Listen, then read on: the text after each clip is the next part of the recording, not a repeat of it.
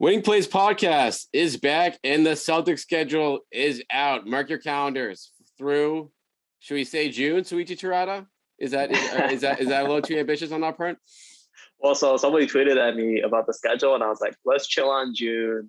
We at least know concrete through April and then we'll go from there. Like, let's not look too far ahead. Plus, with June's schedule, like you never that comes out series by series, so we don't know. It's not concrete until we know. All fair. We're not gonna be overly ambitious here on the Winning Plays Pod. My name is Brian Robb. That voice here, it is Souichi Terada of Mass Live. Make sure you're following him on Twitter at SOUICHI Terada TERADA. And Souichi, I know you were really chomping at the bit for this. You're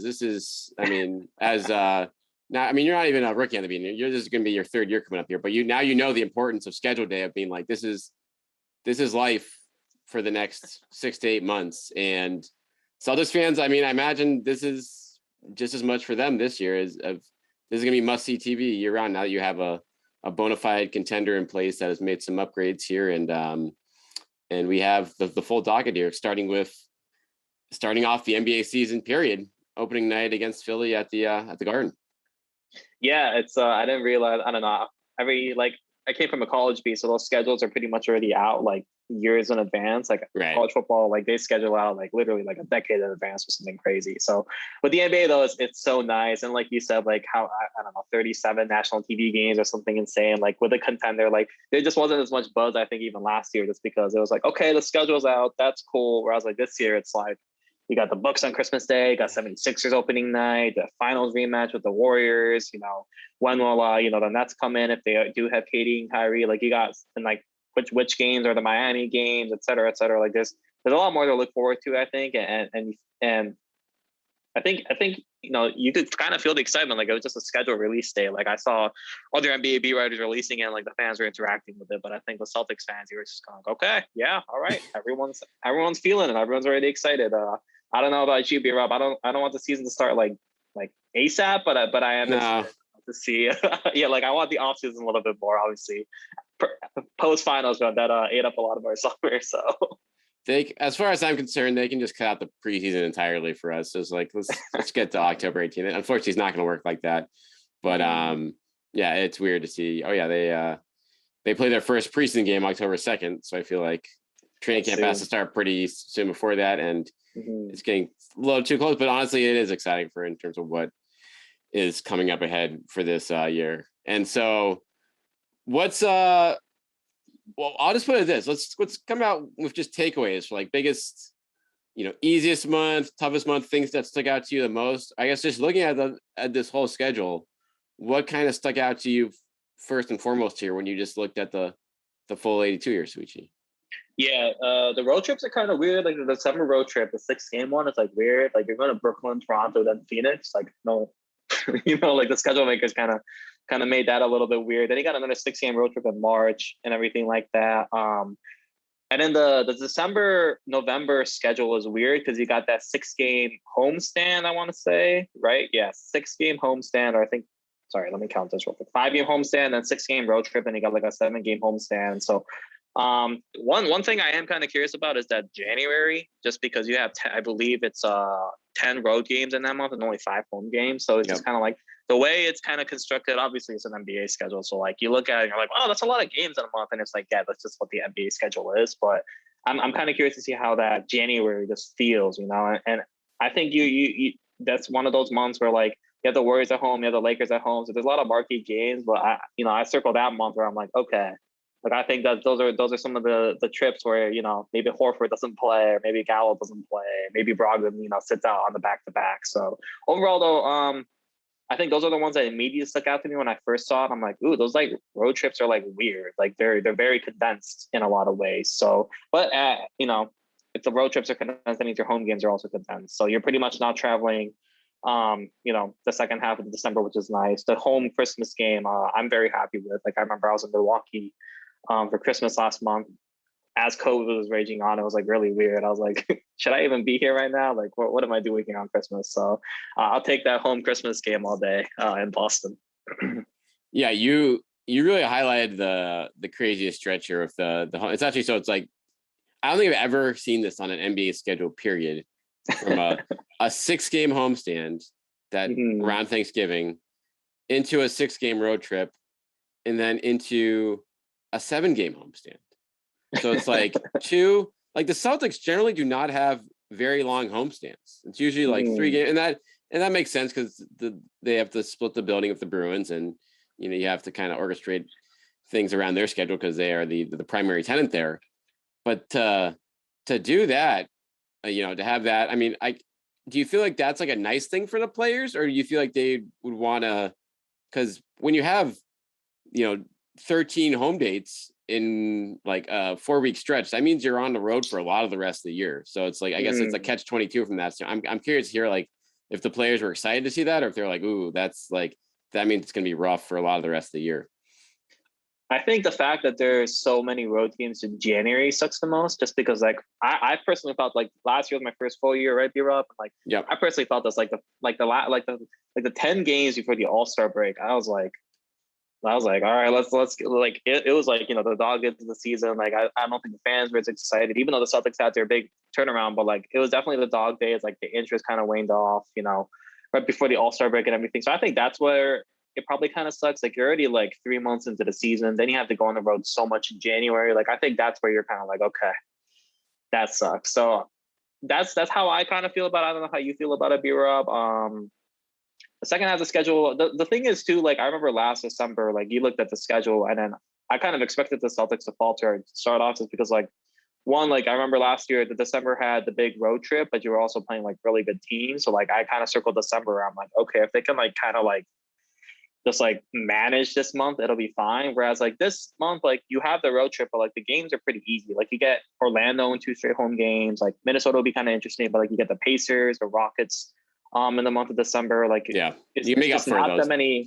Yeah, like it's just like not as like tough of like an opponent.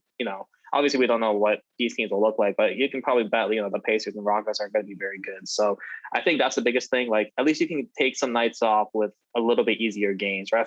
Because I just felt like a lot of the tough games were kind of jam packed. And then when they did make their run like that came partly because the schedule got a little bit easier. So I think you feel pretty good about it, but I just look at that January and I think it's just going to be a grind just because 10 road games, I think in a month compared to 5 home games is especially with 2 of those games, like those are going to be ABC, Warriors and Lakers, like it's going to be extra attention, extra juice. And then on top of the road games, like that's a lot to ask for from a team. And I think that's when, Ime is probably going to go dip a little deeper into the bench, and you might see some of the deeper bench guys get a little bit more run just because I'm sure, there'll be nicks and bruises there by the time of that season too.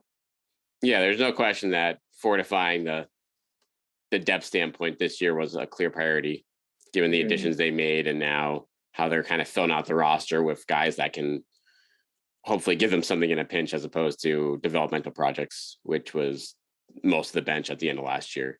Or most of the end of the bench at the end of last year. So that certainly, I agree. Like that's definitely going to come into play in that stretch where you have, I mean, who knows? They'll probably like leave Al Horford home for one of these trips and be like, hey, go put your feet up for a week or something like that. Howie, like, you don't have the extra like 3 months of rest like you did last year. But between Brogdon, we all know his injury history. And then, Tatum, Smart, Brown, they all carried like a pretty incredible minutes load throughout that grind of last season, and that clearly came back to bite them in some way in the finals with how they played in after game 1. So I agree that seeing how that's going to look there too. But I don't know, like this first trip in December though, Brooklyn, Toronto on a back-to-back, Phoenix, Golden State, Clippers, Lakers. If Durant is still in Brooklyn there, that is probably the toughest trip that any team in the NBA will have this season. Like that's like 5 legit teams, and then the Lakers on top of that were the Lakers, right? The Lakers. Yeah. So at the end of the trip, no less. So that's going to be a bear.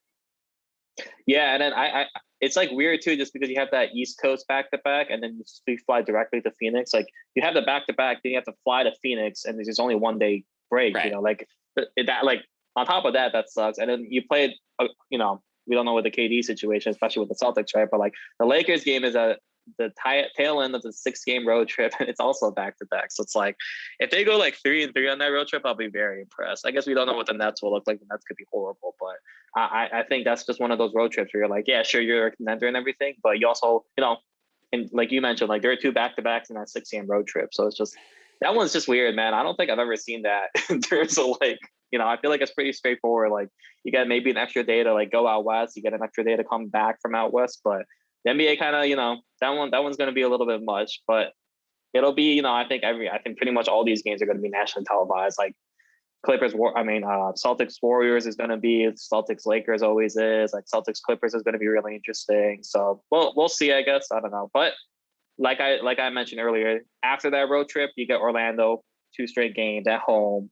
You get Indiana, you get Minnesota, and then you go into the Christmas Day game. So it's not, it's tough, but it could be worse, I guess. And it could be, maybe the Bucks twice, or maybe you get the Heat, or maybe you even get like a middle playoff team like the Bulls. So yeah, it's really going to be something where you hope that both sides would even out over the course of times there. But that's one where if the team went to the scheduling committee and was like, hey, what are you trying to do? But here's the other thing: they have another 6-game road trip, and their second one is even longer than this one, Souichi. The strength of the opposition is not nearly as bad in March here, but talk about crisscrossing the country here. Starting March 11th, you go from Atlanta to Houston, up to Minnesota, and then you go down the coast, Portland, Utah, and then you have to wait 2 more days on the West Coast to play in Sacramento before coming back. So that one's weird. That's another one in terms of like, again, a lot of those teams won't necessarily be that good, so that should be a lot less tough on them there. But that's a pretty rough trip, especially with at the 70-game mark of the season. Yeah, exactly. And once again, you got that Portland, Utah back-to-back. I think you'll see some players not even making that trip, honestly.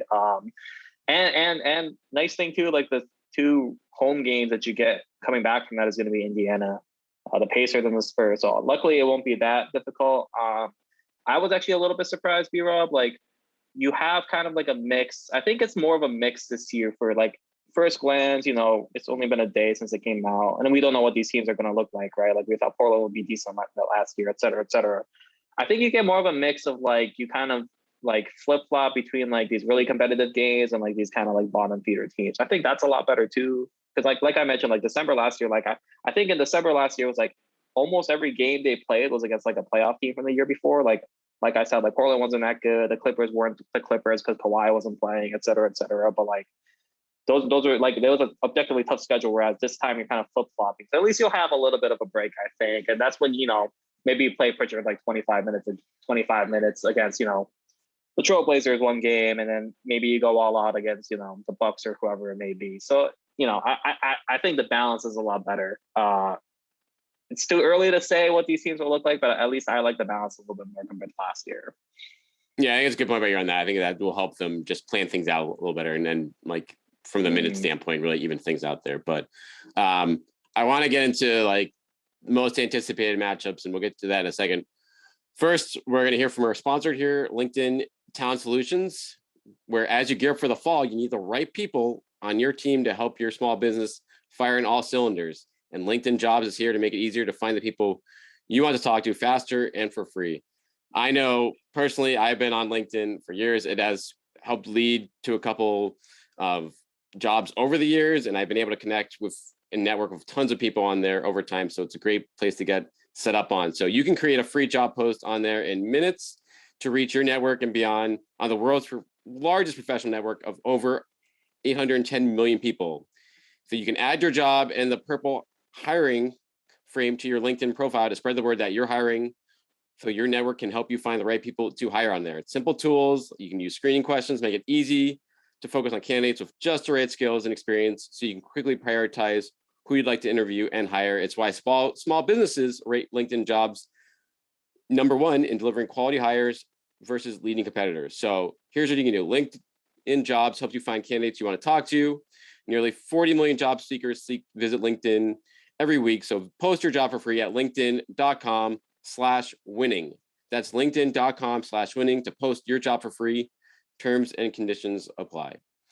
All right, Souichi, I want to hear your top 3 matchups of the season on here. And don't go obvious on me. We know the clear-cut ones. I'm going to Like you can only pick the Warriors once here, but give me one high profile one, and give me kind of at least one under the radar one that you're looking forward to seeing, whether it's at the Garden or on the road, some team that whether you're intrigued by what they did this offseason or just a place you want to go to. You can go however you want to handle this. What me three you're looking forward to here? One I'm looking forward to is that road game November 7th against the Grizzlies. I think that's going to be because, right, like they played a decent game against the Grizzlies last year. They played them pretty well at home, but then the last game of the season, like it didn't matter for the Grizzlies. Like they were already locked in.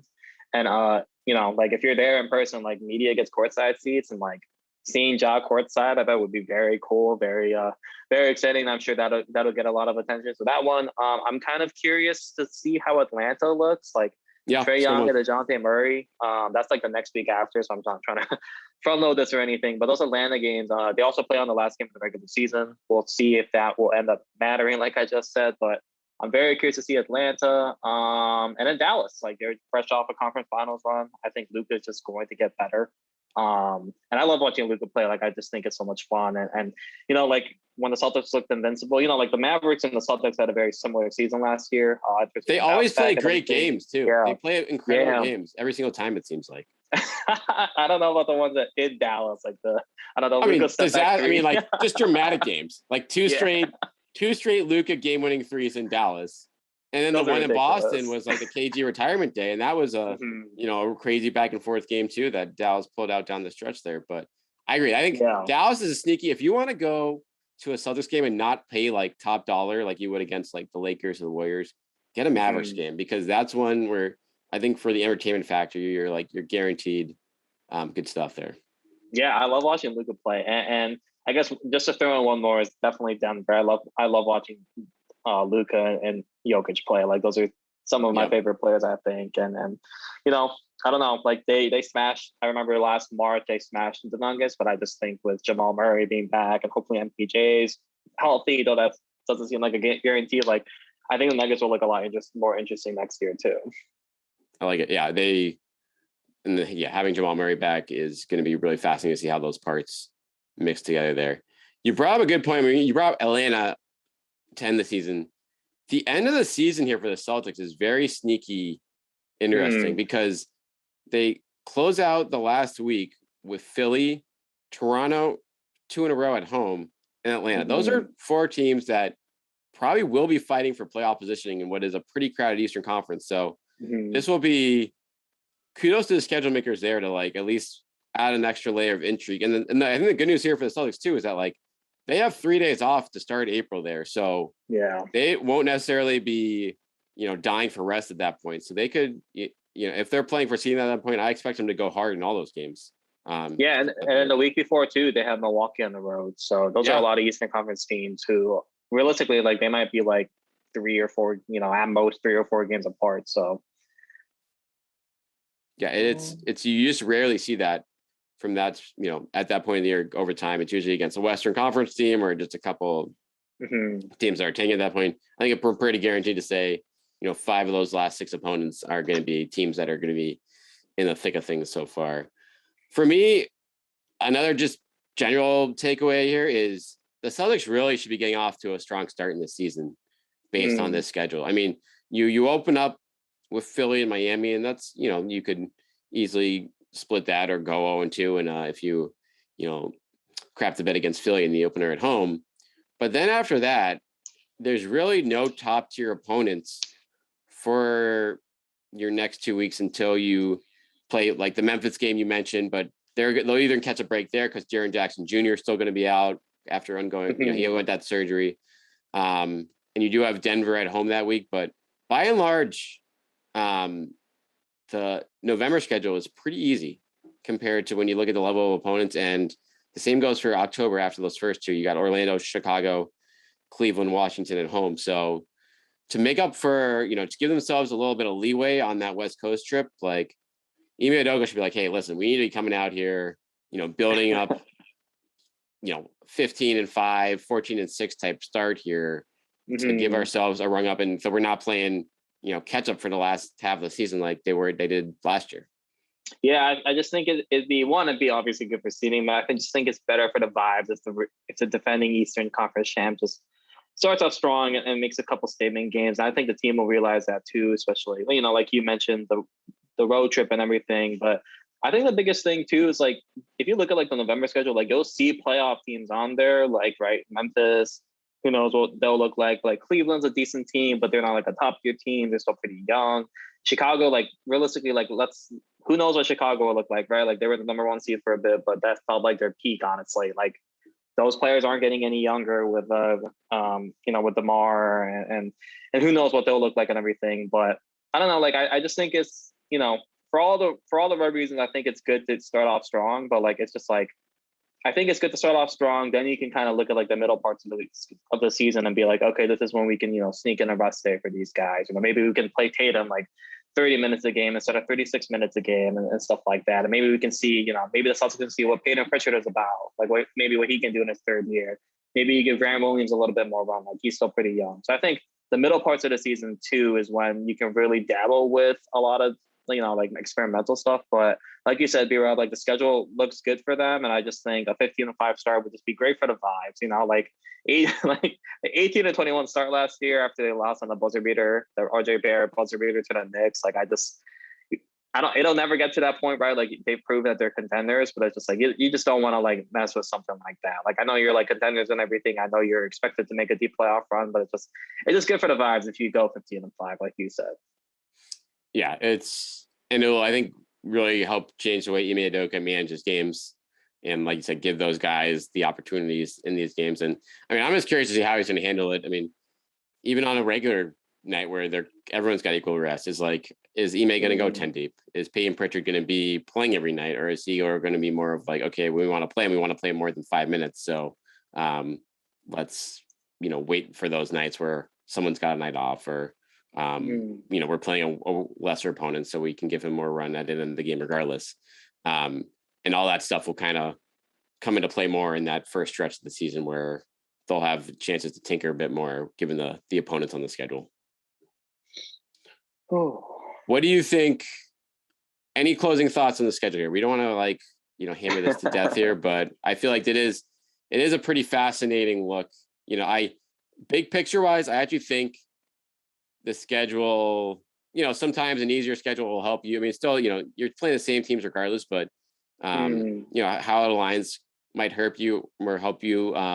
You had a nice piece on Mass Live just looking at, the over under win total for the season is 54.5, according to our sponsor on Bet Online. And the question is for me, and for you, does this schedule help them get there, or does it actually hurt them based on a couple of the volumes of these trips and, that grind of a schedule in January? I think it probably, if anything, if I had gun to my head, I would probably say it hurts them a little bit. I don't know. I just think 10 games in January when you just don't have the same juice, right? Those are going to be tough. And then you got those weird 6-game road trips, and it's just the travel aspect I think is very, I don't know, personally, after traveling a lot my first season, I just think that's a very underrated part of the league, just because you're traveling thousands and thousands and thousands of miles during the season, and I just can bog you down. But in terms of closing thoughts, I just think realistically, I've been telling all my friends this, the Celtics are going to sleepwalk probably to 50 wins, right? That's just, this roster is just too good. I think barring, injuries, right. You just never know with that. But as long as they're reasonably healthy, as long as, Robb plays 55, 60 games, Al plays, 50 games, 60 games, keep them conservative. As long as there isn't any major injury to one of the major players, a Jalen or Jason or Marcus, I think this is a team that should sleepwalk to 50 games. Who knows what seeding wise it'll be. I think if you win, if they hit the over 55 wins, I think that's good enough for first in the East realistically. Especially it's a crowded East. I just think the top Eastern teams are just going to cannibalize each other all season. So I think you got to consider that too, right? The Raptors are going to be really spicy. The Sixers are going to be, with a training camp with James, who knows what Harden looks like. With Sixers, Heat, who knows what the Nets will look like. All those teams are going to be vying for the top of the East, and as a result, I just don't think there's going to be as many wins to go around as past Eastern conferences, which were maybe a little bit more down. So, but overall, I don't know. I just think the schedule is obviously interesting. Like I want to know what I'm gonna do in like mid-January, just if my friends have plans or anything like that. But at the end of the day, like these are contenders. Like they shouldn't.